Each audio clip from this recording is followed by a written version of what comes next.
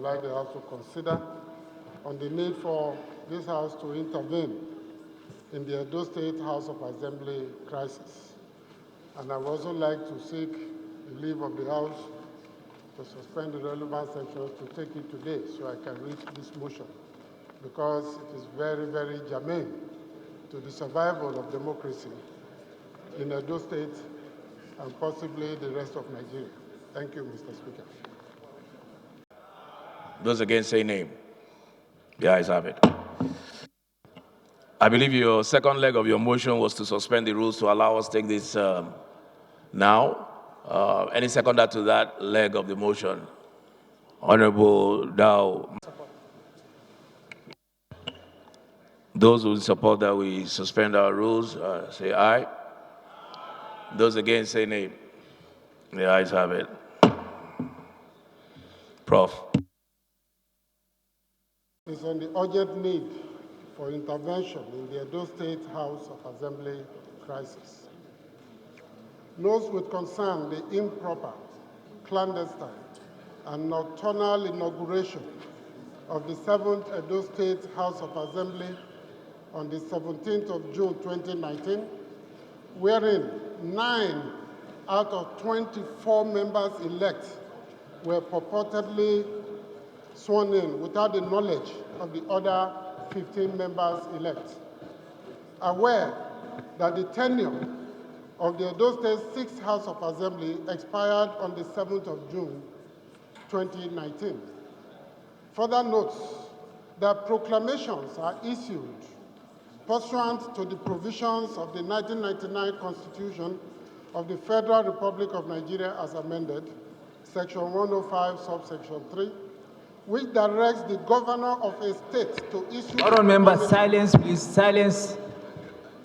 To issue a proclamation for the first session of the House of Assembly of a state, worried that on the 17th of June 2019, 10 days after the expiration of the state assembly, 19 of the 24 members-elect called a press conference to urge the Edo State governor to issue a proclamation to facilitate the inauguration of the House of Assembly and commencement of legislative business in order to avoid a constitutional crisis. Concerned that on the same day, 17th of June 2019, the governor and his deputy, after abducting 4 members-elect against their wish, caused the clerk of the House to secretly swear in 9 members-elect out of the 24 at 9:30 p.m., well outside the normal time recognized by the rules of the House for the conduct of legislative business. Alarmed that the so-called nocturnal inauguration, some of the members that were forcefully sworn in were improperly dressed, with some of them in casual wear such as shorts, which in local parlance can be regarded as short knicker, jean pants, T-shirts, and slippers, which are not allowable parliamentary dress codes. Further concerned that on the 18th of June 2019, the 15 members-elect who were not informed of the nocturnal inauguration and 2 of those who were forcefully sworn in addressed a press conference to condemn the charade that took place at the Edo State House of Assembly the previous night and to demand for a proper inauguration. However, to their chagrin, they were attacked by hired thugs and the state security outfit, codenamed Wabazigan, and backed by men of the Nigeria Police Force led by the Chief Security Officer to the governor, DSP Chris D. Wokolo. Aware that consequent upon the threat to their lives and injuries sustained from the attack, majority of the members-elect of the Edo State House of Assembly have since fled the state for their own safety. Further aware and worried that against the background of the illegality and the growing insecurity challenges in the state, no normal legislative business can take place unless the proper procedure for inaugurating the legislature is done, as envisaged and guaranteed by the Constitution of the Federal Republic of Nigeria and security provided.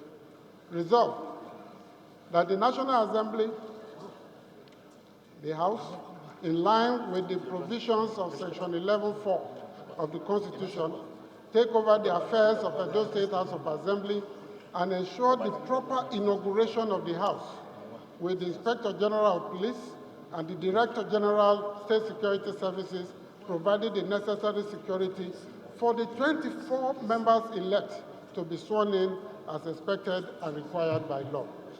Mr. Speaker, so moved.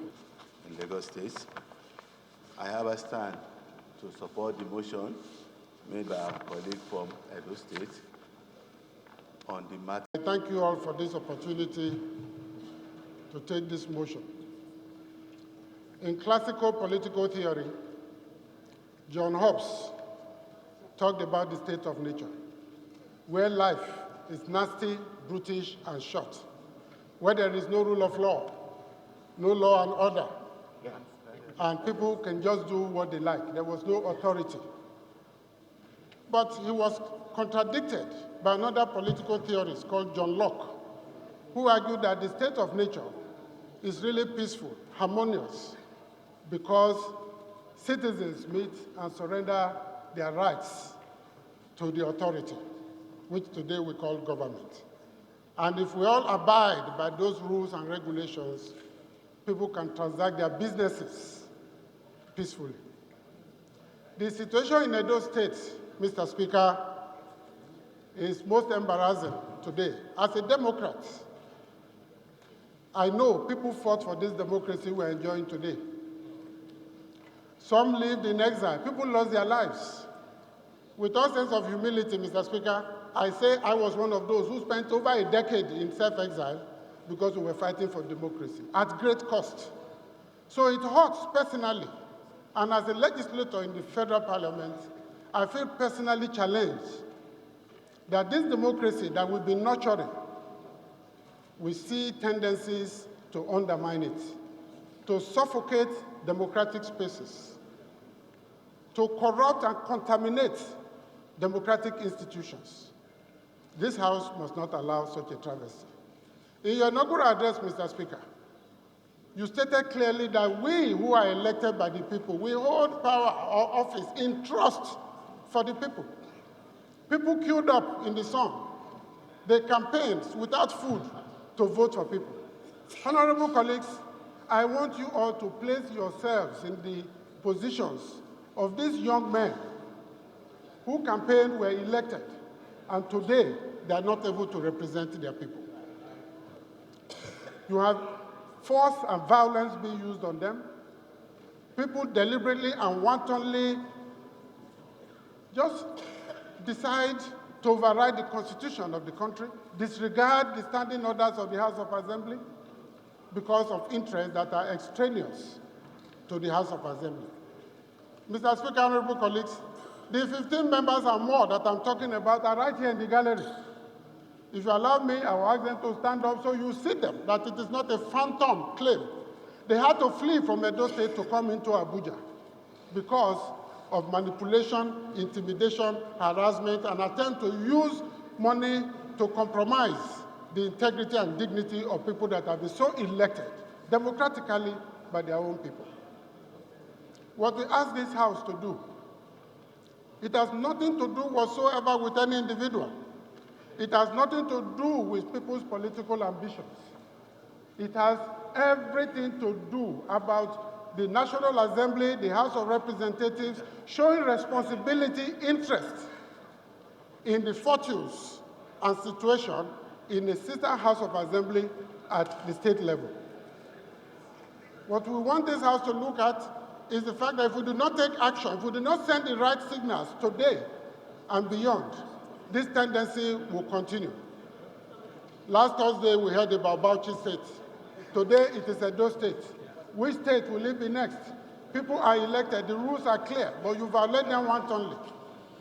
So we are simply praying, sir, Mr. Speaker, that this House should do everything, muster all in its power, to help us bring peace to Edo State, have the House of Assembly inaugurated so that they can perform their legislative duties, so that those who have been disenfranchised and prevented from enjoying the benefits of representation in Edo State will begin to see the good in voting for people democratically. Finally, Mr. Speaker, if we did not contain this tendency, very soon we'll begin to ask what is happening in Edo, what happened in Edo, when it degenerates into violence, into assassinations, into murders. These are all possibilities in any political arrangement. So my final statement on that again is please understand our plight. Our young men are here. They are suffering. They are spending the little money remaining from their campaigns, which they don't have. And our people don't have representation at all. I think we cannot continue to tolerate this. Thank you, Mr. Speaker, for this opportunity. The investigative committee or the ad hoc committee for investigation will have the mandate to also look at the possibility of reconciliation.